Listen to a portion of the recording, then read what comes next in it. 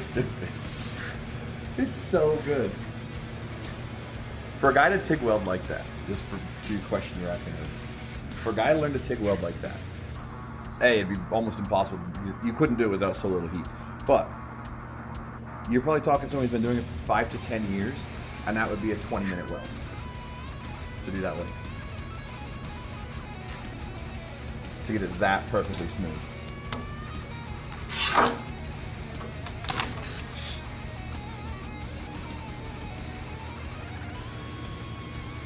Not even heat distorted.